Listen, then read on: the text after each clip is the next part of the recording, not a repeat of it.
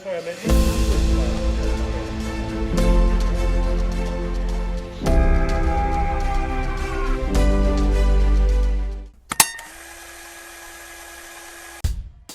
Ladies and gentlemen, brothers and sisters, people of all kinds, welcome, welcome to the best show during the best part of the week, the end of the week. It's Friday, Friday, gotta get down on Friday. Everybody's looking forward to the weekend. EOW Podcast, we are back with a brand new set for a very special interview, our first formal interview, actually. And today, we have a lead actress and a director for the movie The Lion and the Firebird, which, when is it coming out? Coming out in April. April. Nice. Very excited for that. So why don't you tell us a little basic backstory of what the movie's going to be about? All right. Well, thanks so much for having us. This is Thanks a for lot of coming. fun. Yeah, this is awesome. Lion the Firebird, it is an epic action adventure film set in the Paleolithic era, set in 40,000 BC, where Nia here plays Rising Fire, a woman who is on the run from a violent war band and being chased through the wilderness of the Paleolithic world and encounters one of the last living Neanderthals. And so once they meet each other, they have to sort of figure out whether they can trust each other, how they can communicate, because the Lion Men, the war band, is coming after them, and they're going to have to figure out how they can work together to survive, or if they can. So that's kind of what the story's about. Wow, that sounds super intense. Jeez. Well, Nia spent most of it hobbling around with an arrow through her leg, so It's that kind pretty of movie. intense. Gotcha. Gotcha. So why don't you just give us a little background on you? So you're Daniel. So give us, how'd you get into filmmaking? Yeah, I'm Daniel Byers. I started out as a director of documentaries before I got into the fiction space. So That's cool. What kind of documentaries did you do? So I did a lot of wildlife. So I worked with snow leopards for National Geographic. I worked with harpy eagles. I worked with a lot of sort of apex predators. And then also in the process of doing those projects, got to work with a lot of native tribes around the world. So I got to work in Tanzania with the Hadzabe people. I got to work with the Embera tribe down in Panama in the rainforest there, and with a lot of American tribes as well. And so that kind of was part of the inspiration for this project, was the work that I had done in this documentary field with a lot of these living cultures that have just absolutely beautiful, unique ways of expressing themselves. And I felt like looking at most of the existing content about, cavemen, it tends to be a little bit one-dimensional, right? You get a lot of knuckle-dragging, Far Side cartoon sort of stereotypes. And so I thought, you go back 40,000 years, probably people were specific, and probably people were representing themselves in a specific way. And I wanted to build a world that showed these tribes as having these ways of expressing their own art, their own culture, that was entirely true to who they were. And so took a lot of inspiration from the tribes that I had worked with. And then the cool thing is that at about the same time that I got interested in doing this project, a lot of really cool paleoarchaeology was happening and continues to happen. And what that was bearing out was that the archaeological record confirms a lot of this, right? We're finding evidence of the way ancient people would adorn themselves. So for example, ancient Neanderthals, for a long time people were like, we don't know if they had art. We don't know if they dressed. We don't know if they had language. And now we found evidence of some really interesting stuff, some of which we show in the film. For example, they had burial sites. We know that now. And they found flower pollen in the burial sites, which is evidence that they laid flowers on their graves. So 40,000 years ago, maybe even 400,000 years ago, human beings were already laying flowers on their grave sites, which we still do today. So there's these sort of very interesting connection points through time that go to show that we really haven't changed all that much. Another cool fact about Neanderthals, they would wear glitter paint. They would use mica specks ground up in manganese, and they'd wear glitter. And so we show that in the film. What would they wear glitter for? They'd wear glitter to look fabulous, just like we do today. Gotcha. So, okay, can't go wrong with glitter. Can't go wrong with glitter. So there's a lot of pretty cool stuff in the archaeological record that has borne out some of what I was interested in doing, which is like showing the past with a lot of cultural specificity. So that was kind of what got me into the project. That is interesting, and it seems like you did a lot of research into it, so you can kind of see how it's like a documentary of fiction, though, in a sense, right? Because you're trying to make it as realistic as possible how you think it would have went down in those days, right? Am I wrong?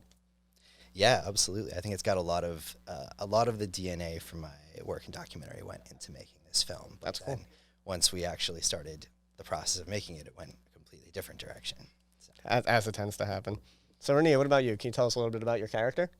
Yeah, so my character is Rising Fire, and she is an ancient human who is fleeing from her tribe.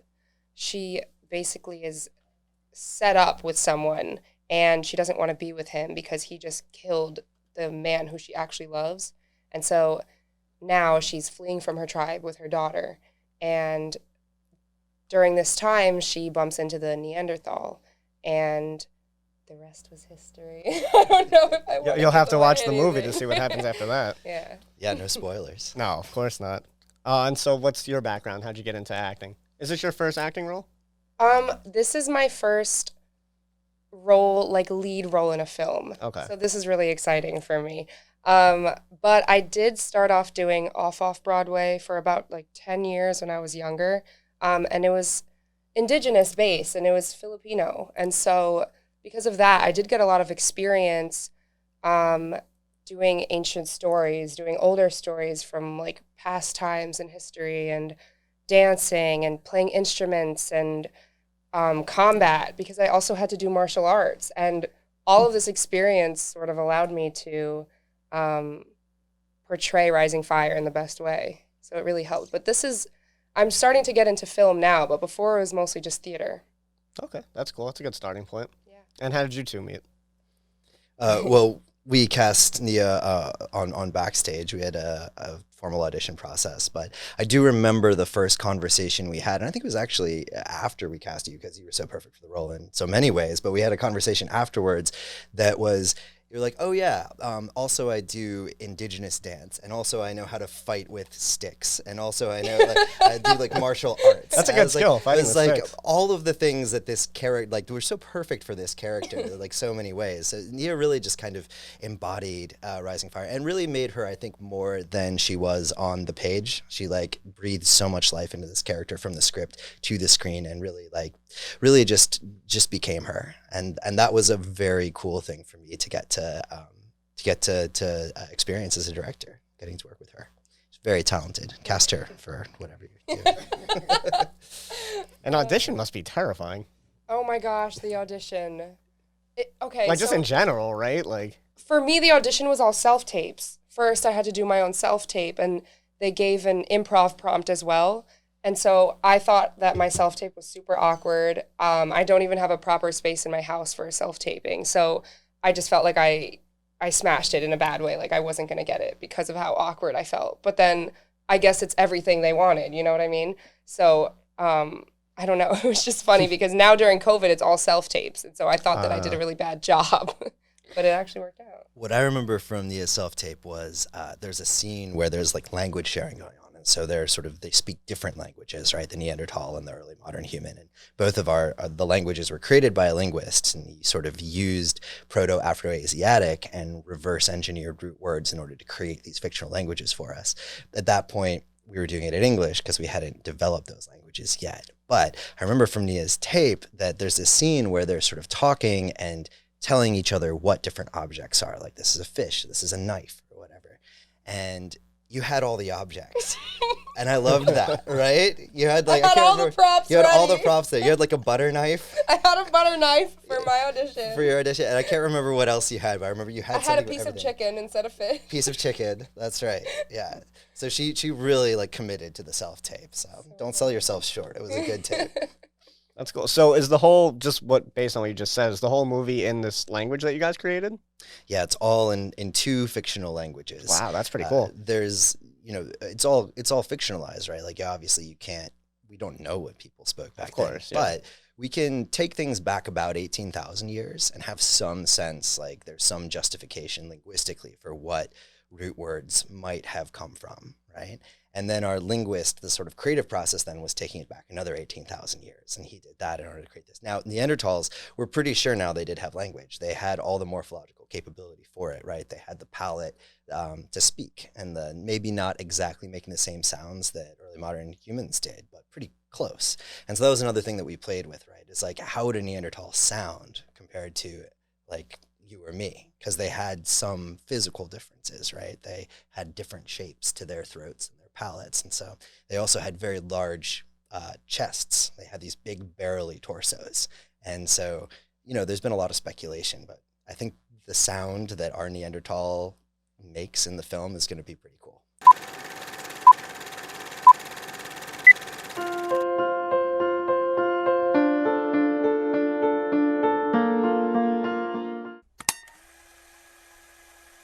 Welcome back.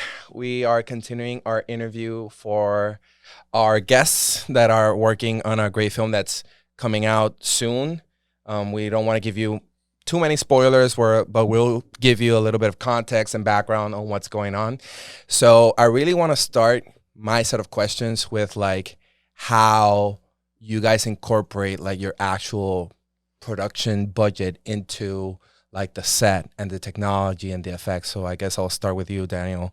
Can you tell me a little bit about the technologies that you use and how everything works? Sure. Probably the single biggest and most exciting thing technology-wise that we had on this project was that we shot this entirely as a virtual production. And that is the way that films like, or I should say TV series like The Mandalorian and other Star Wars films are shot these days. Dune was done in a virtual production stage. It's this volume, this gigantic wraparound screen that you project a 3D environment onto that's run in the Unreal Engine, and that then you put your set dressing, you build your on-screen elements, your foreground elements in front of the screen, and then the actors actually act in front of the screen as well.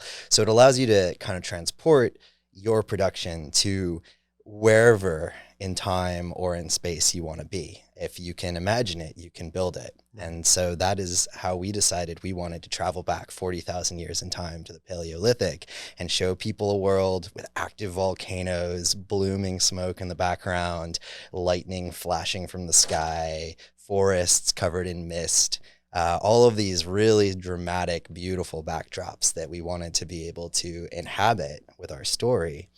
We were actually able to take people there using this technology. And that to me sounds super exciting because, so for our viewers, like having the ability to incorporate like software like Unreal Engine gives you like a lot of liberty in terms of how creative and how visual you can be with like the background. And for the actors, it's super great because you're not looking at a green screen the whole time you're acting. You're actually seeing exactly what's going to end up in like the final cut, right? So for me, I think that's a game changer, right? You don't have to rely so much on the actor's ability to imagine and picture what the director and everybody else that's working in the set. You actually get to see firsthand. And it also allows like for modifications live, right? So it's like if you see like something in the background and you say that mountain should be a little bit more to the left, it can be done. Like it's not like something super, super complicated. Well, it is, but it's like it's easier than before in that sense. So that for me is a great segue to my question towards you. How did that experience feel? Was this your first big experience with like super high tech effects and imagery? Yeah, it was. It was my first time ever doing something like this with this type of technology. I've once done like a little modeling for this textbook where I had to be a Native American. So that had a green screen, but it wasn't live action or moving. So like this was completely different. And also I feel like this was the perfect in between of real life and a green screen because we can see it. Not when we were on it so much because we were facing the camera, but when we were looking at the whole landscape, we can see where we were. Mm-hmm. Rather than a green screen where you really have to imagine every single thing. Right. It's like you're solely reliant on descriptions and how the director is going to get together with like the post-prod team and figure out like how the heck it's going to look. Whereas at that point, you just have it right there. So to me, like for me, that's mind blowing, honestly, to be completely honest. Because so, for example, when I was in college, I used Unity and Unreal Engine to create like my first prototype video games, right? So it's like essentially my part of my research to just get credits for the bachelor, right?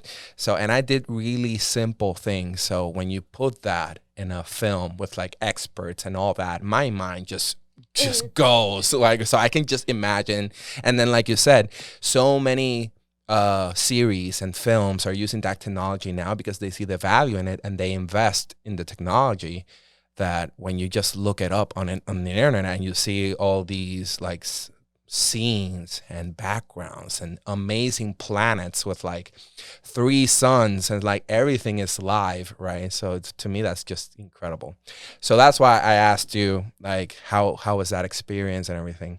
I'd also like to ask you, like, since this was your first like real exposure to it, how did you feel? Like, was it intimidating? Like, how did you feel trying to handle those scenes where you wanted to just focus on diving into your character, but not getting distracted by all these new experiences and all these, like, you're getting bombarded by info, essentially. Yeah. So how did that feel? How did you manage it?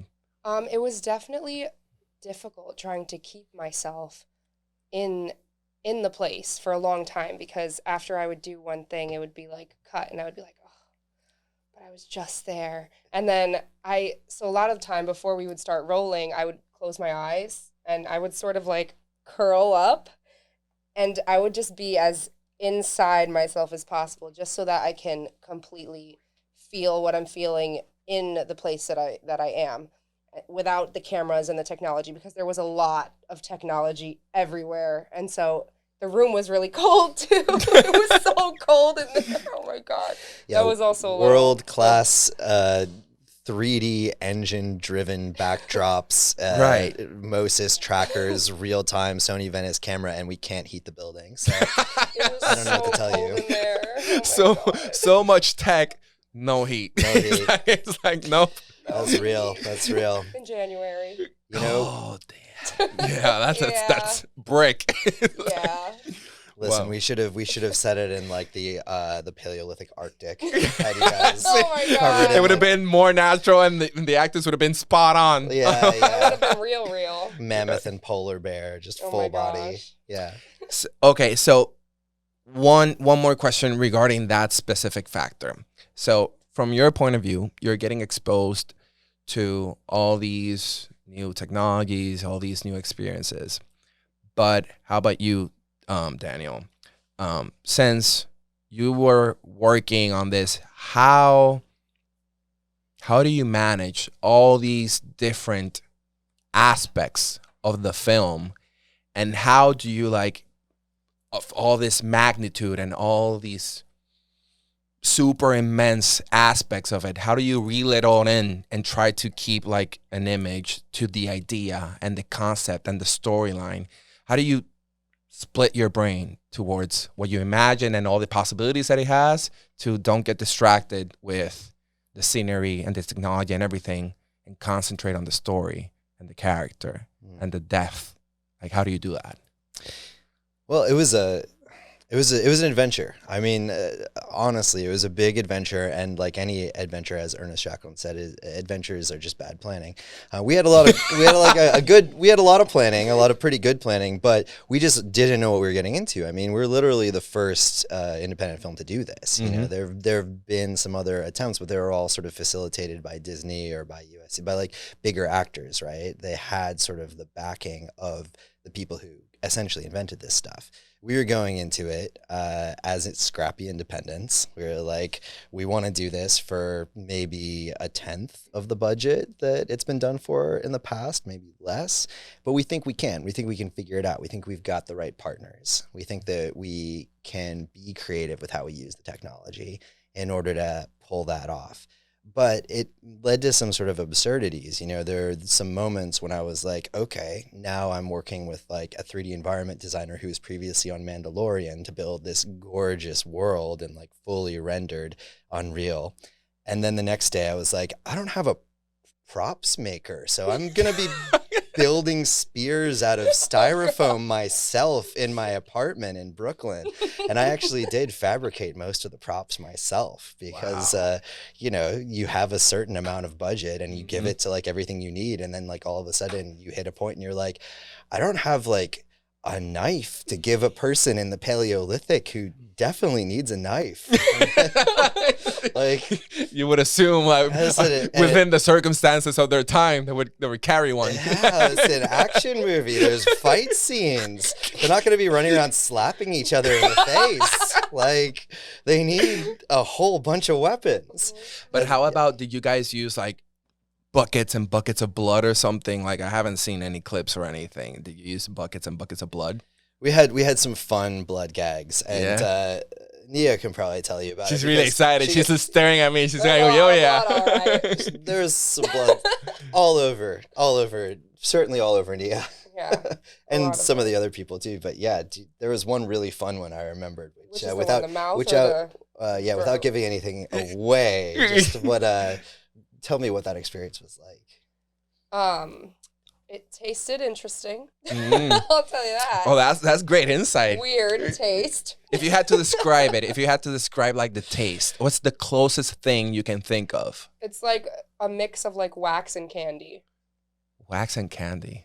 I don't think I've ever tasted wax. Yeah, it's like candle Whatever wax. You would think wax tastes like, I guess. Yeah, I think I can picture it. I think I can picture it. Like, okay, so they had like a cake. corn syrup base probably. Then. Yeah, it wasn't. maybe. It wasn't chocolate syrup. No, it didn't taste like that. Sorry about that. Next Sorry time, see, low this budget is what I'm filmmaking, saying, man. Full spring for the chocolate stuff. Next Definitely time. not chocolate. Yeah. Oh. No, we had there's a throat stabbing gag that was pretty fun where we actually we ran tubes. We had our makeup artist run tubes like up behind somebody's arm and spew blood, and like I said, there's a pretty good impale scene where Nia's character gets hit through the leg with an atlatl dart, sort of a long arrow, and has to break both ends off of it in order to keep going. Very, very intense moment. Very graphic. Very graphic. That's what I'm hoping for. Which Great. again, like, very amazing to me that somebody can, if I tell you, like, as a director, I'm like, hey, could you pretend that you have an arrow through your leg now and make me believe it? And she does, and like there's so much pain in that performance, and it's really extraordinary. That's really incredible, right? Because correct me if I'm wrong. Have you ever had an arrow shot through you in any sort of way? Definitely not. Definitely not. Definitely Okay, not. so diving into that kind of experience can be challenging, right? Because it's like, how do you picture something or even tap into a feeling that you've never had before? So it's really going in depth into the experience and diving into your character. So very cool, very cool. At least you have praise towards her performance. So that's always great to hear. He has amazing hire for everything.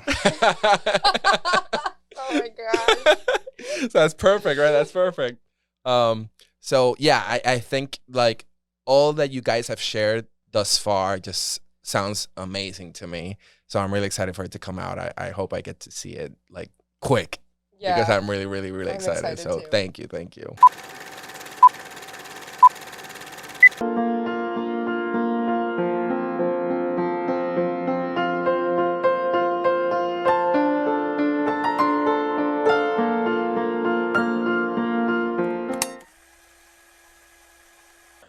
All right, so Jan and Mike went to go sober up. So I just have a few more questions for you both. Sure. I think we've talked about some context around the movie. I think we've also talked about more of the digital technological aspects as well. I want to get a little bit underneath the surface with you both. So I want to get into your minds. Renia, you said this was your first time being a leading actress for a role. So I want to start with you. Kind of what surprised you about being an actress, but more so a leading actress, especially in a role that's like as extravagant as this one? What surprised me? I think it was just all of the cameras and the cutting and the rolling that really switched up really fast, because I'm so used to theater. I'm so used to staying in it for 2 hours long, staying in it. But with film, it's like you're in it and then cut. And then you're in it and then cut. But so for me, it was difficult and surprising to stay in it even when we're cut, and to bring it back when we're rolling. So that was the most difficult and surprising part for me, because I realized that it was difficult. Yeah, like very systematic. Yeah. You know what's interesting? I feel like anyone who's not close to the film industry doesn't even consider that when you're just watching a regular movie or a TV show. Yeah. Okay. This was also, it was such a vanities heavy project, as they say. It had a lot of makeup, hair. We had a specific hair look, a specific sort of makeup that she was in, and then costumes. And so we had this whole kind of cadre of people that would swarm in all over Renia every time cut was called. Unlike theater, where it's like you set your makeup and then you're there until you go off stage. Mm-hmm. It's like every time cut was called, this a swarm of locusts would descend upon her, and just powdering and my like face, brushing spraying up and me, changing my hair. Oh my gosh. Yeah. Everything. And I was like, but wait, I want to go for another take though. Well, let me ask you about that. So, and I don't know if you've worked with someone who's in their first lead actress role before in the past, but I'll just say what was the I was experience? shocked that this was her first project. Really? I really did not. Okay. Until all right. prior to her telling me that, I wouldn't have believed it. Really? Because she was not only excellent, but also extremely well disciplined, and started like calling me out on continuity on set. At a certain point, I had to be like, don't worry, I know we put him on an apple box next time. He's not actually literally supposed to be 7 feet tall. We just want it. We're playing it for dramatic effect in this moment. Like you don't have to worry about continuity. We've got that. We hired you for one role here, all right? You're already acting, dancing, pretending you have an arrow shot through your leg. You don't also have to keep track of my continuity, but I appreciate it. Yeah.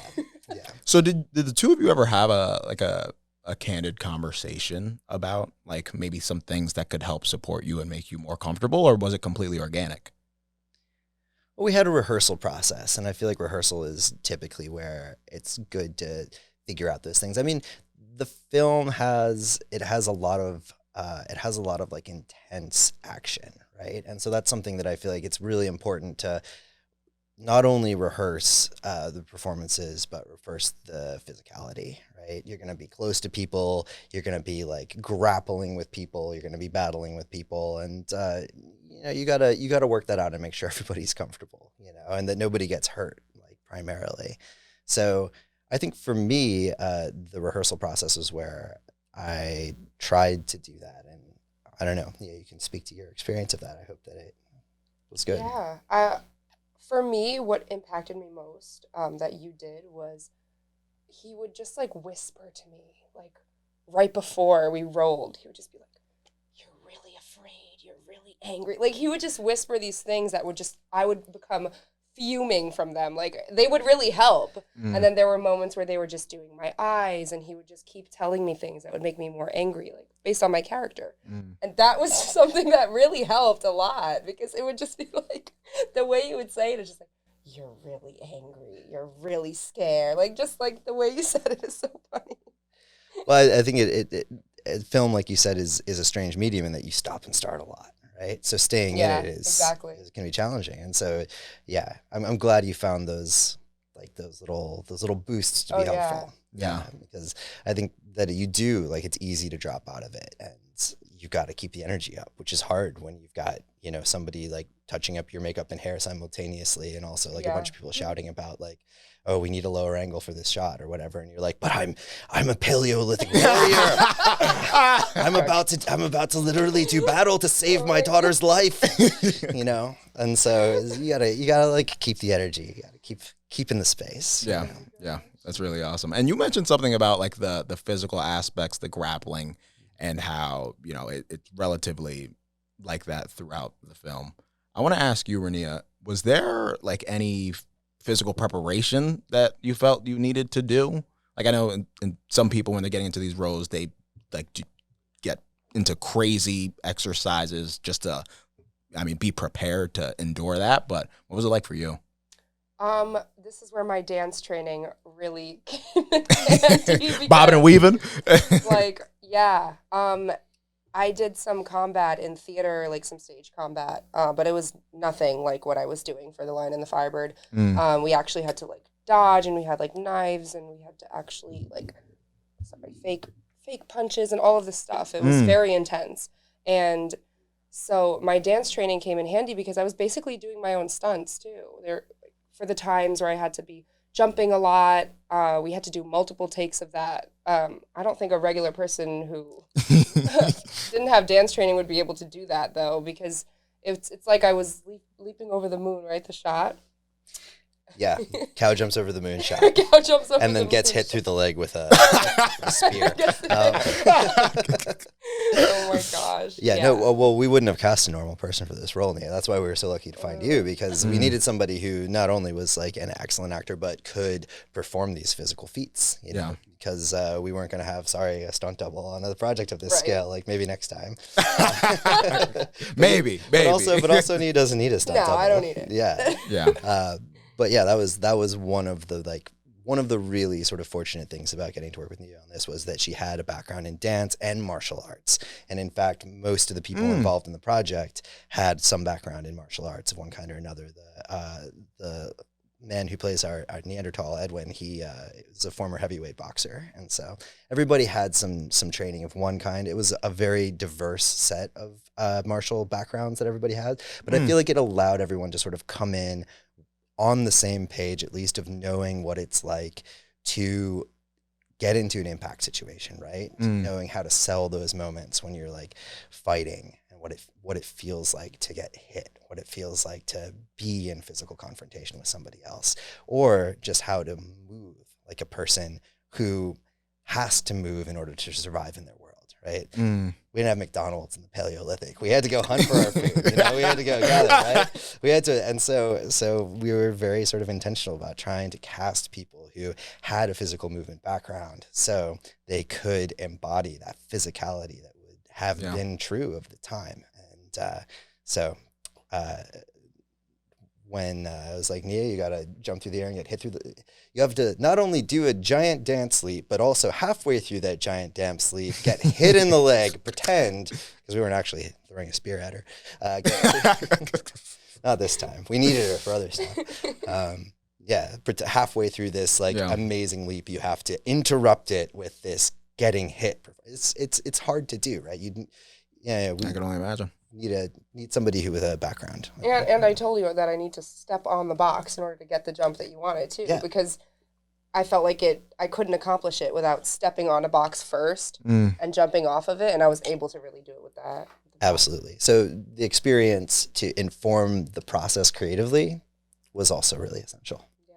And that wasn't a part of the original script, or I guess he basically execution? would tell me some things like during an entire fight scene, he would say, actually, can you fall, but like do a spin and fall? And because of my dance training, like I knew exactly what to do. Yes, I'll do that for you. I did it. He's like, exactly. That's awesome. Yeah. And did I hear you say that a lot of it wasn't actually scripted? It was kind of open to execution and there wasn't much choreography, or? For the fighting scenes, we did have like a choreographer that was helping with the fight scenes, but there were a lot of improvisational moments where he wanted to add some dance aspects in, or some dramatic movement aspects, just to like make it look more fancy. Very cool. Yeah. Okay. Well, let me ask the both of you. This will be my last question. I want each of you to answer it. What's the one thing that people can expect from watching the film? You go first. I mean, it's gonna be a wild ride. That's what I'll say. I think that at the end of the day, this is a movie that I want to be. It's gonna sweep you up as a visual experience, right? And every aspect of what we did, from the crazy stunts that we pulled off on screen, the costumes, the makeup, all being very elaborate. All this like bone and hide and napped flint and feather. To these gorgeous backgrounds rendered in Unreal. So every moment of this film is a visual effects moment. Every moment is like a money moment, right? It's like there is no shot in this film that isn't some sort of hyper real, gorgeous presentation. And so the challenge then is to sort of take that place and like make arcs out of that, right? It's like, how do you get peaks when everything's already kind of at a peak? But it's been really fun. It's coming together beautifully. I think it's just going to be a lot of fun to watch, and I think it's going to be a visual feast. Okay. Anytime Nia's on screen, it is a visual feast. We just added visuals for, slight enhancements. Yeah. Indeed. Renia? I think it's going to be insane to watch. It's going to be striking because, oh my gosh, the entire landscape is going to be part real, part not real. Like, it's just going to feel out of this world, because even for me watching it, I don't even know what to expect because I was just acting in it. So now watching it and really seeing me in that world is just going to be so insane and surreal. And I feel like the whole language too, people are going to be new to that, and it's going to be really fun to watch. Yeah. Awesome. All righty. Well, thank you both. Thank you both for coming so much. I think this was a great conversation. Everyone, make sure to check out the links in the description so that you can watch The Lion and the Firebird, coming out in April. Is there a date? Is there an official date? Sometime in April. Sometime in April. Okay. All right. Thank you both so much. Thank you. Thank you.